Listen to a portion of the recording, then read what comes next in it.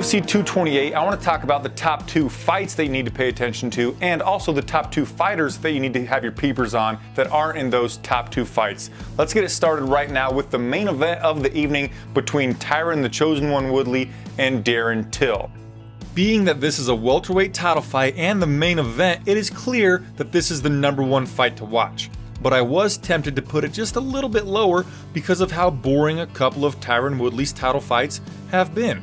Also, Darren Till's history with missing weight might lead to this fight not even happening, but then I decided that the combination of those two things just adds a lot of anticipation and suspense leading up to the contest, and if it does end up happening, it might make it that much more fun. When the UFC markets this matchup, they suggest that Woodley has a bigger chance to win via knockout, probably because he truly does hit like a truck. But Darren Till comes into this fight undefeated and with 4 more knockouts than the champion with 4 less professional appearances. Either way, we could say it's likely that somebody's going to get their lights shut off.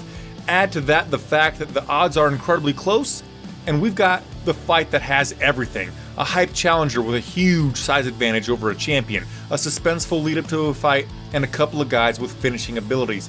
What more could we possibly want?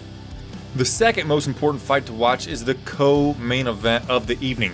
Nicco Montano puts her women's flyweight title on the line against former UFC women's bantamweight title challenger Valentina "Bullet" Shevchenko.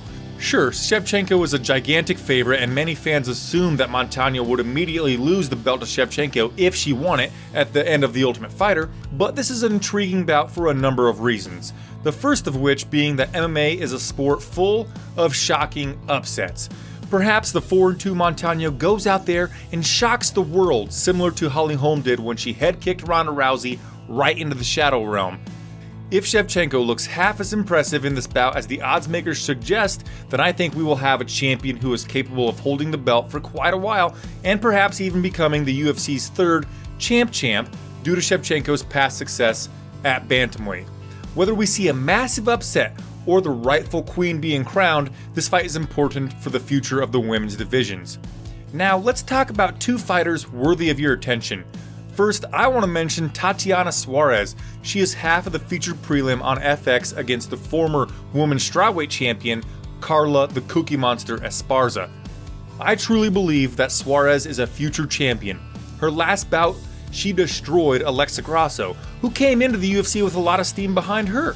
She has finished the majority of her professional fights, which doesn't happen a ton in the women's divisions, inside the distance, and she has a wrestling attack that might never be matched in the octagon. Esparza has surprised me twice recently with her win over Cynthia Calvillo and a close loss to Claudia Gadelha, but the momentum that Suarez has on top of the stylistic matchup favors the younger fighter in Suarez. If you only plan to purchase the pay-per-view on Saturday, be sure to tune in at least 1/2 hour early so that you can watch Tatiana put in work. Last but not least, whenever Zabit Magomedsharipov is set to enter the octagon, you'd better find a seat in front of the television. Not only is he highly skilled and very relaxed when he's in the midst of a battle of fisticuffs, but on Saturday night, he might be facing an opponent who is truly outmatched, so he could really shine. Brandon Davis is stepping up on short notice to fill in for Yair El Pantera Rodriguez. Davis is a tough competitor and I give him a lot of props for taking this fight, but I just think that Zabit is on another level.